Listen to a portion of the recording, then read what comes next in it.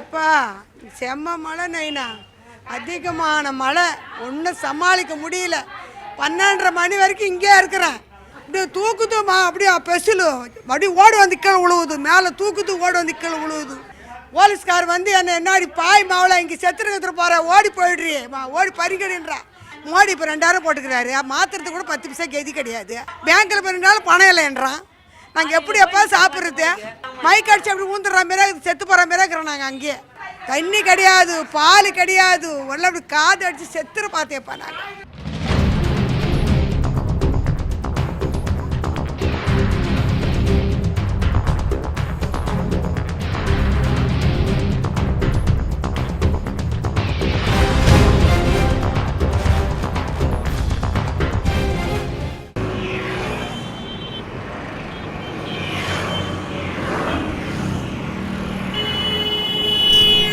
வர்தா புயலினால் நேரடியாக அதிகமாக பாதிக்கப்பட்டது மீனவ சமூகம் தான். ஒரு பக்கம் சென்னை முழுக்க வந்து மரங்கள் எல்லாமே விழுந்துருச்சுன்னா, இன்னொரு பக்கம் மீனவர்களோட கட்டுமரங்களும் படகுகளும் முழுக்கவே அழிஞ்சு போச்சு. அவங்களுடைய வாழ்வாதாரம் முற்றிலும் வந்து அழிக்கப்பட்டிருக்கு. நாங்கள் போன காசிமேடு பகுதியில் M4 அண்ணா நகர்னு ஒரு பகுதி, அந்த பகுதியில் வந்து ஒரு 200க்கு அதிகமான குடும்பங்கள் வசிச்சுட்டு இருக்காங்க. அங்கே ஒரு சின்ன டீ கடை போட்டிருந்தாங்க, வாசுகின்னு ஒரு அம்மா. அவங்க வந்து 2 ஃப்ளோரில் சின்னதாக வீடு இருக்குது அவங்களுக்கு. மேலே இருக்க முதல் தளம் வந்து கிட்டத்தட்ட முழுக்கவே காணா போயிடுச்சு. எங்கே இருக்குன்னே தெரியல. நாங்கள் காற்று அடித்து தூக்கிட்டு போயிடுச்சு.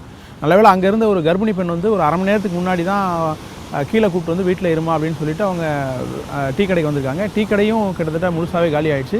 அந்த பகுதியில் நிறைய வீடுகள் வந்து மேற்கூரை இல்லாமல் தான் இருக்குது. இந்த 2-3 நாளில் அவங்களே வந்து கூரையை போட்டு தகரத்தை போட்டு கல் எடுத்து வச்சு தான் வேலை பார்த்துட்டு இருக்காங்க. இதுதான் வீடு புயல் வந்தப்போ அடிச்சுன்னு போயிடுச்சு. ஏற்கனவே நாங்கள் கேஸ் போட்டிருக்கோம். அந்த கேஸ்னால எங்கள் வீடு வரல. அப்புறம் இது எல்லா ஏரியாவில் எல்லா வீடும் வந்துடுச்சு. 21 வீடு தான் வரல. காலையில் அங்கே நாங்கள் கடையில் இருந்தோம். கடையில் ரொம்ப காற்றும் புயலுமா இருந்தது. எல்லாம் போய் ஒரு பக்கம் பதுங்கிருந்தோம். அப்புறம் வந்து பார்க்குறேன் மணி 1 மணி 2 மணிக்கே விழுந்துச்சு வீட்டில். எல்லா வீடும் பிச்சுன்னு போன வீடு தான். இப்போ தான் எல்லாம் பாவம் அது எதுங்க கட்டிச்சுங்க. ஹாஸ்பிட்டல் கடையும் பிச்சுன்னு போயிடுச்சு. கடையில் ஒரு பொருள் கூட இல்லை. கேஸ் ஒன்று மட்டும் உருண்டு இருந்தது, அதை மட்டும் வந்து தூக்கணும். இந்த நேற்று முந்தாத்துலேருந்து பசங்க தான் பையன் ஃப்ரெண்டெல்லாம் வர வச்சு எல்லாத்தையும் ரெடி பண்ணோம். வண்டி கூட வரல. வண்டி கூட வந்து எங்களுக்கு ஆறுதல் சொல்ல போலீஸ் மட்டும் வந்து இட்டுன்னு போனாங்க. ஸ்கூலாண்ட போயிடுங்கம்மா, இங்கே ரொம்ப ஆபத்தாக இருக்குது.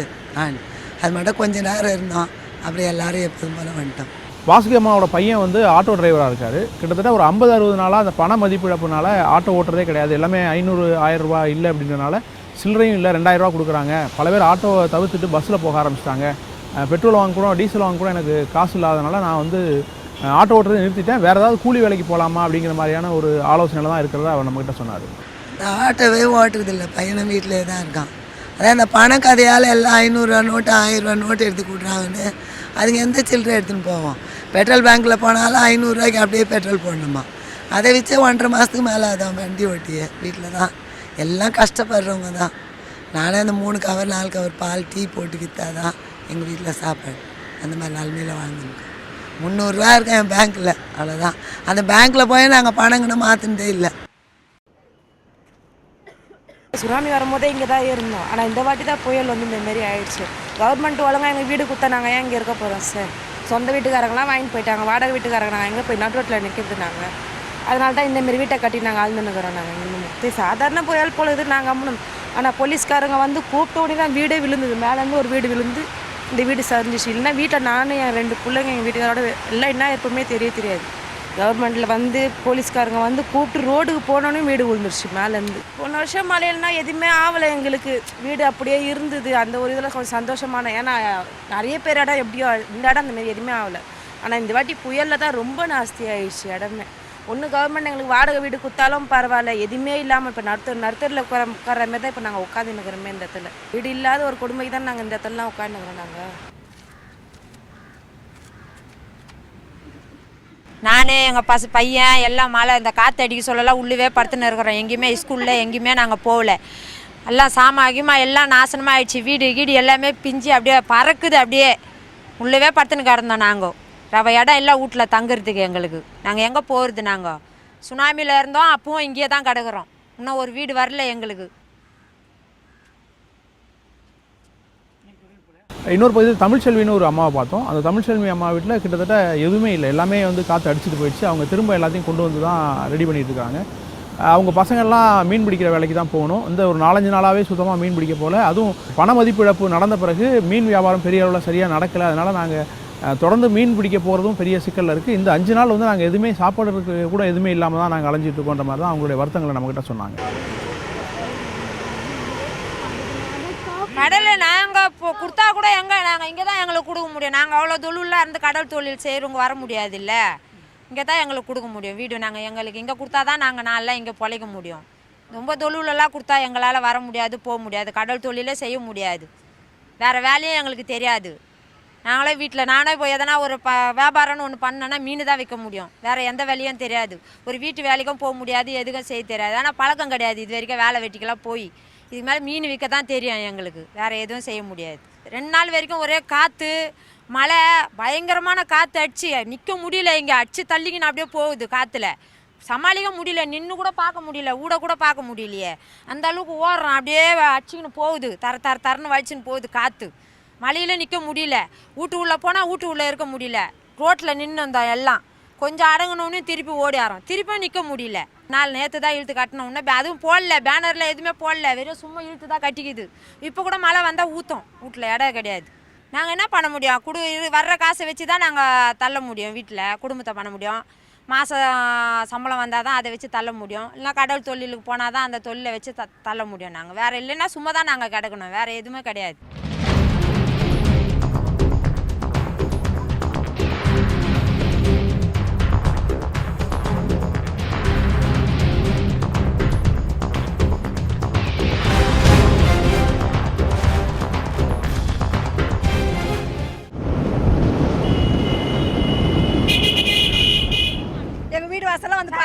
காத்தடிச்சுதே, யாரன்னா அந்த தலைவரும் வரல, எந்த கமிஷனரும் வரல, யாரும் வரல.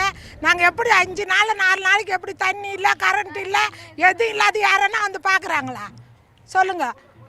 நாங்கள் எவ்வளோ நாளைக்கு உயிர் வாழ முடியும் எதுவுமே இல்லாமல்?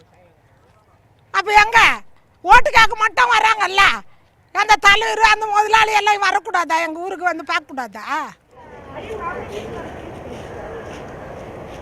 காசிமேட்லேருந்து எண்ணூர் போகிற வழி முழுக்கவே வந்து நிறைய சேதாரங்களை பார்க்க முடிஞ்சுது. அதுவும் குறிப்பாக மீனவ குப்பங்கள் வந்து கிட்டத்தட்ட அவங்களுடைய மேற்கூரை இல்லாமல் தான் இருக்கிறாங்க. நாங்கள் போன நெட்டுக்குப்பம்னு ஒரு பகுதி, அதுதான் வந்து அந்த கடற்கரையோட கடைசி பகுதி. பக்கத்தில் தாழங்குப்பம் இருக்குது. இது எல்லாமே வந்து ஒரு பக்கம் ஆற்றுலையும் போய் மீன் பிடிக்கிறாங்க. ஆறுன்னு இவங்க சொல்கிறது வந்து அங்கே இருக்கக்கூடிய பழவேற்காடுலேருந்து வரக்கூடிய கழிமுக பகுதி தான். இதுதான் வந்து சென்னையில் கடந்த வெள்ளம் வந்தபோது அந்த தண்ணி எல்லாத்தையும் கொண்டு போய் கடலில் கடத்தி சென்னையை காப்பாற்றின ஒரு பகுதியில் அந்த பகுதி முக்கியமான பகுதி. இவங்களோட வாழ்க்கை அப்படிங்கிறது கடலுக்கும் அந்த ஆற்றுக்கும் நடுவில் தான் இருக்குது. இது ரெண்டும் வந்து பொங்குச்சுன்னு சொன்னால் எங்களுடைய வாழ்க்கையில் ஒன்றுமே இல்லாமல் போயிடும். சுனாமிக்கு பிறகு பெரிய அளவில் பாதிப்பு வந்து இதில் தான் எங்களுக்கு ஏற்பட்டுச்சு அப்படின்ற மாதிரி தான் அந்த பெண்கள் எல்லாமே சொன்னாங்க. போயிடுச்சு சார், எதுவுமே இல்லை. ஒரு சின்ன ட்ரெஸ்ஸு கூட இல்லை, ஃபுல்லாக ஈரம். குழந்தைங்க நினைச்சு எப்படி அமுத்த குழந்தைங்க வச்சு ஸ்கூல் லீவ் வர, ஒரு கரண்ட் இல்லை, ஒரு மரம் இல்லை, மரம் வந்து ஓடெல்லாம் பீஸாக போயிடுச்சு, ஃபுல்லாக ஊற்றுது. வர்றவங்களாம் கொட்டா வீடு கொஞ்சம் பஞ்சாக இருக்குது, அதை மட்டும் எழுதிட்டு போகிறாங்க. மீதி வீட்டில் யார் வந்து பார்க்குறது? எல்லாம் முக்கால்வாசி பாதி பேர் ஓடு வீட்டில் தான் இருக்கிறாங்க, கொஞ்சம் பேர் தான் இந்த இதில் இருக்காங்க ஹரம் போட்ட வீட்டில். எப்படி இருக்க முடியும்? ஒரு பால் பாக்கெட்டில் 800 ரூபா அந்த குழந்தை தூக்கின்னு நாங்கள் என்ன சார் பண்ண முடியும்? உங்களிடமே போட்ட ஓட்டு அட்லீஸ்ட் என்ன ஏதாச்சும் வந்து பார்க்கணும் இல்லைங்க. வராங்க சுற்றி பார்க்குறாங்க, போயிடுறாங்க. அட்லீஸ்ட் ஒரு சாப்பாடாச்சும் கொடுத்தீங்களா நீங்கள்? 4 நாளா 3 நாளா சுற்றி எங்கே கொடுத்தோம்? 800 கொடுத்தா போதுமா சார்? எண்டில் இருக்கிறதால இந்த ஊருக்குள்ளே யாருமே வர்றதில்லை. தாலுக்குப்பத்திலே முடிஞ்சு போகுது. ஒரு சொசைட்டி தலைவர் எவ்வளோ ஹெல்ப் பண்ண முடியும்? அவர் வீட்டாண்ட போய் நாங்கள் மறியல் பண்ணுறோம், எங்களுக்கு தண்ணி இல்லைன்னு. அவர் போய் சண்டை போட்டாந்து தண்ணி கொடுத்தாரு. குழந்தைங்க டாய்லெட் பண்ணால் கூட வாஷ் பண்ணுறதுக்கு தண்ணி இல்லை. அப்படி இருக்குது இப்போட சூழ்நிலை. அப்புறம் என்ன சார், நாங்கள் ஓட்டு போட்டு எங்களுக்கு என்ன இருக்குது? ஒரு சாப்பாடு இல்லை, நாங்கள் பட்டினியாக இருக்கோம் சார். எங்கள் ஹஸ்பண்ட் எப்படி இருக்கட்டும், அந்த குழந்தைங்களை தூக்கி நாங்கள் எப்படி சார் போக முடியும்? ஒரு வீடு இல்லை, ஒரு சுத்தமாக சார் எந்த வீடு இந்த நெட்டு குப்பத்துக்கு யாருமே உதவி செய்யலை சார். மக்கள் அப்படியே அழுகுறாங்க, சும்மா வர்றவங்க பார்க்குறாங்க, நாங்கள் சொல்கிற வீடு உடஞ்சிருக்கு, தண்ணி ஊற்று வந்து பாருங்களா. இல்லைம்மா அதெல்லாம் ஒன்றும் இல்லை, சாதா ஓடு தான் உடஞ்சிருக்கா. சாதா ஓடு உடஞ்சிதான் குழந்தைய எப்படி சார் தூங்க முடியும்? மேல் வீட்டிலேருந்து டேங்கி விழுந்து ஓடே உடஞ்சிடுச்சு. நாங்கள் எப்படி சார் ஒரு காலம் பஞ்சா லைட்டாக தூர்னா ஊற்றுது தண்ணி, அந்த தண்ணி இந்த தண்ணி எல்லாம் வீடு வரைக்கும் வந்துச்சு. சஸ்பெண்ட் தண்ணி, டாய்லெட் தண்ணி எல்லாம் கலந்தா வீடு எப்படி சார் இருக்கும்? குழந்தைங்க இன்ஃபெக்ஷன் ஆனால் தாங்குமா? இடிஞ்சு போன வீடு கூட அப்படி எப்படியே பார்த்துட்டு தான் போறாங்க. ஒரு சலுகை எங்களுக்கு இது வரைக்கும் பண்ணவே இல்லை. 2 பேர் உள்ள இருந்து மாட்டிக்கினாங்க. அந்த 2 பேர் உள்ள இருந்து வலிச்சோம் இந்த வீட்டுல. இந்த மரம் அப்படியே உடஞ்சி விழுந்துட்டு குழந்தை ஓடுது சார். பிரெட் போயிட்டாங்க அங்கதான் சார் அந்த வண்டியை நின்று அங்கதான் கொடுத்தா. இந்த தெருவுக்கு யாருமே எதுவுமே பண்ணவே இல்லை. இந்த குழந்தை ஓடுது, ஆட்டோ பின்னாடி ஓடுது, பிரெட் பாயிட்டு யாருமே கொடுக்கவே இல்லை சார். வீடு இடிஞ்சு இந்த மரம் வந்து விழுந்து நானும் எங்கள் வீட்டு அம்மா வீட்டில் படுத்துன்னு இருந்தோம். அப்படியே வந்து வீட்டில் இந்த மரம் வந்து விழுந்து அப்படியே உடஞ்சி விழுந்து போச்சு. இந்த வீடெல்லாம் யார் சார் சரி பண்ணி கொடுப்பாங்க? வர்றவங்க நைட்டு 7 மணிக்கு வர்றாங்க. 2 நாளாக கரண்ட் இல்லை சார். அந்த கொஞ்சம் வர்றவங்க பகலில் தானே வரணும். ஊர் எப்படி பாட்டுப்பட்டு நைட்டு 7 மணிக்கு வராங்க. 2 வீடு எழுதுறாங்க, போயிடுறாங்க. போன உடனே மக்கள் என்ன பண்ணுவாங்க? என் வீடு எழுதலையே, எனக்கு பாதிப்பு கேட்குறாங்க. கேட்ட உடனே சண்டை வருது. அவங்க நின்று கூட பதில் சொல்ல மாட்டாங்க சார். வீட்டுக்குள்ளே வராங்க, அப்படி பார்க்குறாங்க, போயிடுறாங்க. உள்ளே வந்து பார்த்தா தானே தெரியும் என்ன ப்ராப்ளம் இருக்குன்னு. வராங்க, ஓடு உடஞ்சிருக்குன்றோம். அதெல்லாம் பாதிப்பு இல்லைன்னா எப்படி சார்? அந்த குழந்தைங்களுக்கு என்ன இருக்குது சொல்லுங்க? ஒரு பால் வீட்டில் போய் உட்காந்துருந்தோம் நாங்கள் ஒரு நாளெல்லாம். யார் வந்து பார்த்தா சொல்லுங்க? கொஞ்சம் இந்த பக்கம் கடல் தண்ணி, இந்த பக்கம் ஆற்று போட்டு போயிடுச்சு. வீட்டில் எங்கே சார் நடுவில் மரம் அப்படியே உழுது நம்ம என்ன பண்ண முடியும்? தண்ணியில் மாட்டினாலும் பரவாயில்ல, குழந்தை தூக்கின்னு வரும். அப்படி இருக்குது இந்த சூழ்நிலை. எங்களுக்கு அதெல்லாம் பண்ணுங்க சார். இந்த நெட்டு குப்பத்துக்கு தயவு செய்து சொல்ற மாதிரி எதெல்லாம் பண்ணி கொடுங்க. வருஷத்துக்கு ஒரு முறை புயல் வெள்ளம் வரும் அப்படிங்கிறத நம்ம நகரத்தில் வந்து பார்த்துட்டு இருக்கோம். ஆனால் மீனவ கிராமங்களில் வந்து ஒவ்வொரு முறையும் ஒவ்வொரு மாதத்துலேயும் 2 முறை 3 முறையாவது கடல் கொந்தளிப்பு இருக்கும், கடல் உள்வாங்கிறது, இது மாதிரியான இயற்கை பிரச்சனைகள் நிறைய இருக்குது. அதெல்லாம் தாண்டி தான் நாங்கள் மீன் பிடிக்கிறதுக்கு போயிட்டுருக்கோம். இன்றைக்கி எங்களுடைய வாழ்வாதாரம் வந்து போட் இல்லைன்னா வலை இல்லைன்னா பெரிய அளவில் செஞ்சு போயிருக்கு. இது எங்களுடைய ஆண்கள் வந்து வேலைக்கு போகாமல் வீட்டிலே கிடக்குறாங்க. எங்கள் கையில் பணமே கிடையாது. நாங்கள் என்ன பண்ணுறதே தெரியல. கையில் இருக்க நகையில் வச்சு இல்லை பக்கத்தில் 5-10 கடன் வாங்கி தான் நாங்கள் ஒவ்வொரு நாளும் கஞ்சி குடிச்சிட்ருக்கோம். திரும்ப மீன் பிடிக்கிறதுக்கு கடலுக்குள்ளே போனால் மட்டும்தான் எங்களுடைய வாழ்க்கை சீராகுங்கிறது தான் அவங்களுடைய கோரிக்கையாக இருக்குது. நாங்கள் வந்து அழிக்கு போனால் தான் சார் சோறு சரிங்களா? தண்ணி வரதா செய்யுது. சுனாமியில் எவ்வளோ உயிர் போச்சு பார்த்தீங்களா? மற்ற இடத்துல இந்த இடத்துல பாதிப்பு இருந்துச்சு தான். கடல் இருக்கிற தான் நாங்கள் வாழ முடியும். அது இப்போ பிரச்சனை சார். நீங்கள் வீடு சார் ஃபஸ்ட்டு இல்லைங்க கேட்டால் அம்மா உயிரோடு இருக்கும்போது 1 வருஷம் முன்னாடி சொன்னாங்க குவார்ட்டர்ஸ் வருதுன்ட்டு. குவார்ட்டர்ஸ் இந்த ஆப்போசிட் வீடு தண்ணி இருக்குது, சரி உங்களுக்கு பார்த்து வேறு லேண்டு கொடுக்குறேன். நாங்கள் சரிங்களா ஒத்துக்கணும்.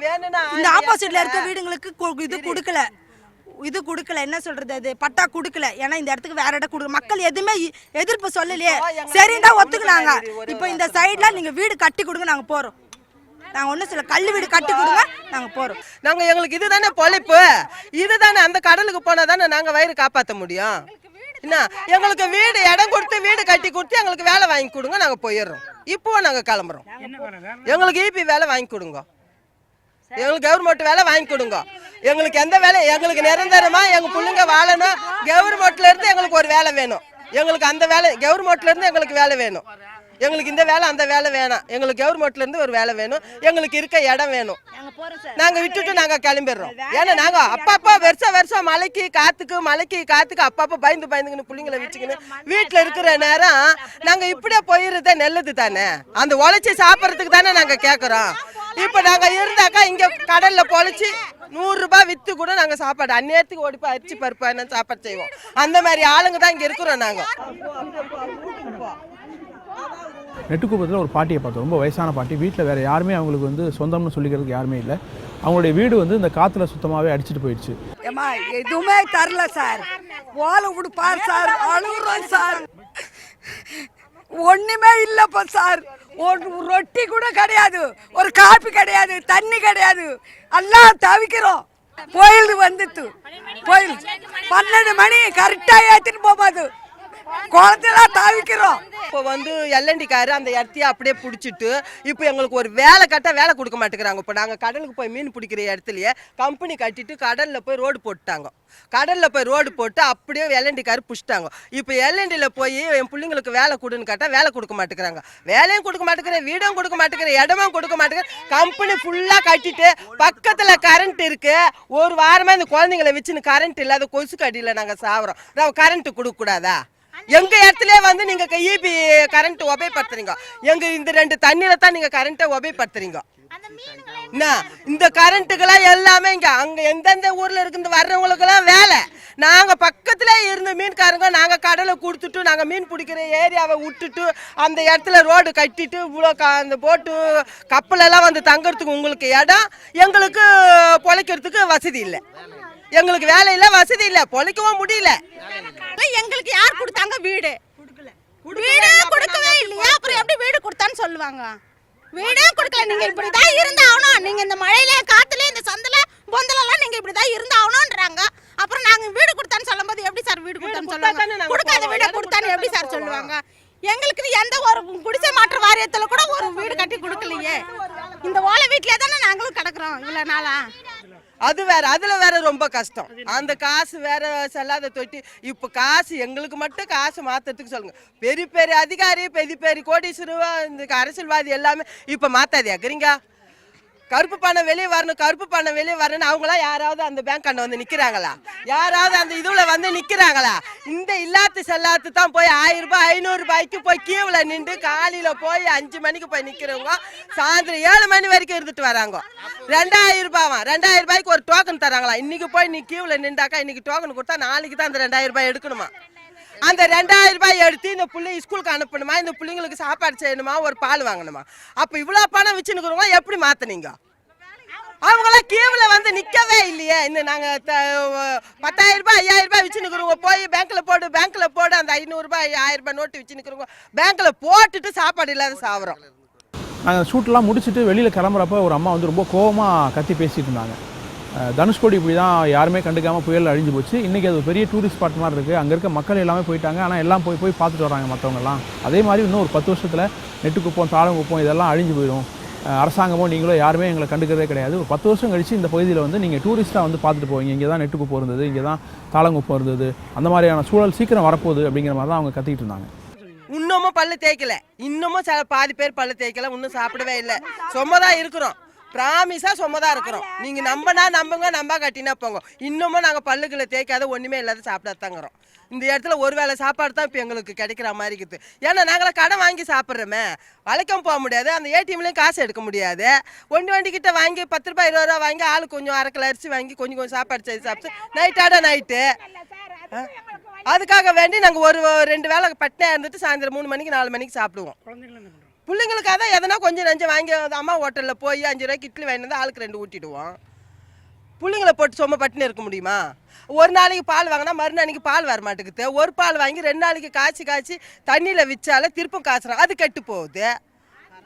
கரண்ட் இல்லாத தொட்டு அந்த பால் கெட்டு போகுது. ஃப்ரிட்ஜ் இருந்தாக்கா உள்ளே வைப்போம், தண்ணியில் விற்கிறோம்.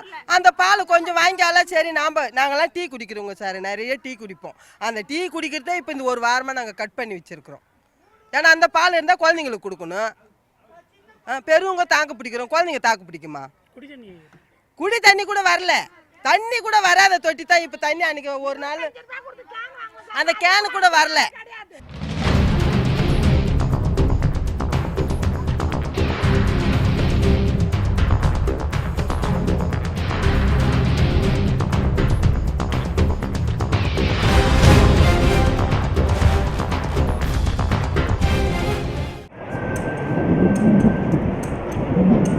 இந்த பகுதியில் இருக்க மீனவர்கள்ட்ட பேச்சு கொடுக்குறப்போ ஒவ்வொருத்தவங்களுக்கும் பெரிய லாஸ் அப்படிங்கிறது தெரிய வந்தது. வீடு வந்து காணா போச்சு, வீட்டில் இருக்க மேற்கூரை காணோம், வீட்டில் இருந்த பொருட்கள்லாம் காணோங்கிறத தாண்டி அவங்க படகுக்கு போயிட்டு வர படகுகள் வந்து பெரிய அளவில் லாஸ் ஆகிருக்கு. படகுகளோடு சேர்த்து அவங்க எடுத்துகிட்டு போகிற வலை வந்து காணா போயிருக்கு, காற்றுல வந்து அடிச்சுட்டு போயிடுச்சு, தண்ணிக்குள்ளே போயிடுச்சு அப்படிங்கிறாங்க. நம்ம ஒவ்வொரு சாதாரணமாக கடற்கரையில் பார்க்குறப்ப படகுகள் வந்து நிறுத்தி வச்சுருப்பாங்க. படகுகள் பக்கத்தில் ரொம்ப யாருமே கண்டுக்காமல் வலைகளை போட்டுருக்க மாதிரி தெரியும். ஒவ்வொரு வலையும் 20,000 30,000 இல்லை 1 லட்ச ரூபா வரைக்கும் சில வலைகள்லாம் விலை சொல்கிறாங்க. காரணம் 2 இது பயங்கர சேதம்னு சொன்னால் சாதாரண சொல்கிறதுக்கு வாய்ப்பு இல்லை. அந்த அளவுக்கு சேதம், போட்டுக்கிட்டோ போக முடியல, அந்த அளவுக்கு ஆகி போச்சு. அதனால் இப்போ அப்படியே இறங்கிட்டு அன்றைக்கி வந்து எங்களால் கிட்டோ போக முடியாத சூழ்நிலை. போட்டு எடுக்க முடியலன்னா போட்டுக்கிட்டோ போக முடியல, தண்ணி அந்த அளவுக்கு கொந்தளிப்பு அதிகம். இன்னும் யாரும் குறைஞ்சி ஒரு 40-50 பேர் இருந்து கூட இந்த போட்டை கரை எடுக்க முடியல. அவ்வளோ பயங்கர கஷ்டம். இந்த வீட்டாண்டேருந்து நம்ம ஆற்று போட்டு காப்பாற்றிட்டு வர்றதுக்கு முடியல. மண் அந்த அளவுக்கு ஆளை தூக்கி தள்ளுது, அந்த அளவுக்கு காற்று. அதுக்கப்புறம் மீண்டும் வந்து சமாளித்து பார்த்தா ஒன்றும் முடியல. குறைஞ்சது பார்த்தாலும் ஒரு 5-6 லட்சம் 7 லட்சம் 8 லட்சம் பொருள் இது. எதையும் முடியாததுனால முடிஞ்ச அளவுக்கு அன்றைக்கி பண்ணோம், ஒன்றும் பண்ண முடியாததுனால விட்டுட்டு அவங்க உயிர் காப்பாற்றின்னு போயிட்டு பிறகு மறுநாள் இது அடங்கின பிறகு அதுக்கப்புறம் வந்து இப்போது கரையேற்றி வச்சுருக்கோம். இதுக்கு வந்து இப்போ கரையேற்றுனதுக்கு மட்டும் ஒரு 5000 செலவு பண்ணியிருக்கோம். இந்த ட்ரோசர் வச்சு கரை எடுத்துருக்கோம், வலையும் இதுவும். ஆனால் குறிப்பிட்ட வலை போயிடுச்சு, குறிப்பிட்ட வலையை காப்பாற்றிருக்கோம். போட்டு பயங்கர சேதம். இப்போ இது போட்டு சரி பண்ணணுன்னு சொன்னாவே 1 லட்ச ரூபா கிட்ட ஆகும் இதுக்கு மட்டுமே. அது இல்லாமல் இன்னும் இதரப்பட்ட சின்ன போட்டு சின்ன வலைங்க அதுங்களாம் நிறைய பாதிப்பு. நிறைய பாதிப்புனா சொல்ல முடியாத பாதிப்பு. நமக்கு கிடைச்சது கொஞ்சம், போனது அதிகம். அதனால் இன்னி வந்து நம்ம அதை திருப்பியும் நாங்கள் ரெடி பண்ணணும்னு சொன்னால் கொஞ்சம் எங்கள் வாழ்வாதாரம் ரொம்ப கஷ்டம்தான். கரண்ட்டு குறைஞ்சது எப்படி பார்த்தோன்னா ஒரு 5 நாள். இப்போ அம்மையார் இருந்தாங்க இல்லையா, அம்மையார் இருந்தப்போ அதுக்கு இடையில கொஞ்சம் அது நடந்து அதுக்கப்புறம் உடனே இது கொஞ்சம் தூக்கி தாக்கணுன்னே குறைந்து ஒரு வாரமாக கரண்ட் வசதியும் இல்லை. இல்லாததுனால பழைய வாழ்க்கைக்கு போயிட்ட மாதிரி இப்போ ஆகிட்டோம். இப்போது இந்த மெழுகுவத்தியும் அந்த காடாகளுக்கும் வச்சு கொளுத்துற அளவுக்கு ஆகிப்போச்சு இப்போது வாழ்க்கை. இப்போ தொழில் எப்படி பார்க்குறீங்க? இப்போ தொழில் இருக்கிற பொருளுங்களே சுத்தம் பண்ண முடியல சார். இப்போ இருக்கிற சொத்துங்களே வந்து நம்ம சுத்தம் பண்ண முடியாததுனால இப்போது மீண்டும் அதை ரெடி பண்ணிவிட்டு இனிமேல் நான் கடன் வச்சு வாங்கி அங்கே 5000 10,000 வாங்கி அதுக்குன்னு கொஞ்சம் செலவு பண்ணிவிட்டு அதுக்கப்புறம் தான் அங்கே கொண்டு போக முடியும். இதுக்கடியில் கவர்மெண்ட் எங்களுக்கு எதனா ஹெல்ப் பண்ணிச்சுன்னு சொன்னால் அதை வச்சு நான் கொஞ்சம் பயன்படுத்தி எங்களுக்கு கிடையாது, எங்கள் பொருளுங்களை பாதுகாப்பு சுத்தம் பண்ணுறது மீண்டும் நாங்கள் முயற்சி தொழிலுக்கு கடலுக்கு ஆற்றுக்கு போகிறதுக்கு கவர்மெண்ட்டு எங்களுக்கு ஹெல்ப் பண்ணால் சந்தோஷம். அந்த டைமில் 20-30 பேர் தண்ணி இறங்கி போட்டு எடுத்து இன்ஜின் தூக்கி மூட்டை அது எடுத்துக்கலாம். அந்த சொத்து கூட எங்களுக்கு மீன முடியாது. அதுவும் போனதான் எதுவும் நாங்கள் புயல் வந்து அந்த காற்று பார்க்காத ரிஸ்க் எடுத்து தண்ணி இறங்கி அந்த பிசிங் போட்டு மூட்டை தூக்கி அந்த இன்ஜினை மூட்டை தூக்கி அது பாதுகாப்பு பண்ணோம். ஆனால் பாதுகாப்பு பண்ணியும் பிரயோஜனம் கிடையாது எங்களுக்கு. இப்போது போட்டு மட்டும் இப்போ போட்டு கட்டினா இப்போ 1.5 லட்சம் 2 லட்சம் போட்டு மட்டும் இன்ஜின் மட்டும் இப்போ நெட் கேஸ் கடையில் 65,000 இப்போ. ஏன்னா மானியமும் ஒன்றும் வரல. எங்களுக்கு மானியம் வந்தோட ஒரு நல்லாயிருக்கும். வலை வந்து எல்லாம் கில்லிட்டு வலை, கணாத்து வலை, பச்சிட்டு வலை எல்லா வலையும் இருக்குது. ஆனால் எல்லாம் அந்த தண்ணியில் போயிடுச்சு. எல்லாமே ஒரு போட்டு பிசிங் போட்டுக்கு 30 கிலோ வலை, 40 கிலோ, 50 கிலோ கம்பல்சரியாக போயிடுச்சு வலை. ஒரு வலைகிட்ட 20,000 30,000 40 50 சைஸுக்கு ஏற்றாப்பல வலை ரேட்டு. இப்போது உங்களுக்கு எவ்வளோ சேதமாச்சு? எங்களுக்கு கிட்டத்தட்ட எங்களோட போட்டு மட்டும் கிட்ட 1,30,000 இப்போ சேதம் போட்டு மட்டும். ஒவ்வொரு மீனவருக்கும் தனிப்பட்ட முறையில் பார்த்தீங்கன்னா லட்சக்கணக்கான ரூபாய் வந்து லாஸ் ஆகிருக்கு. ஒட்டுமொத்தமாக இந்த 2-3 குப்பங்களில் பார்த்தப்பே கோடிக்கணக்கான ரூபாய் வந்து இந்த புயல்னால் சேதமடைஞ்சதை பார்க்க முடியுது. எல்லாமே அவங்களுடைய தொழிலுக்கு போகிற போட்டும் வலையும் தான். இது ரெண்டும் இல்லாமல் அவங்களால மீன் பிடிக்கிறதுக்கு போகவே முடியாது. இது ரெண்டும் இல்லாமல் அவங்க மீன் பிடிச்சிட்டு வராமல் அவங்களால சகஜ வாழ்க்கைக்கு திரும்பவே முடியாது.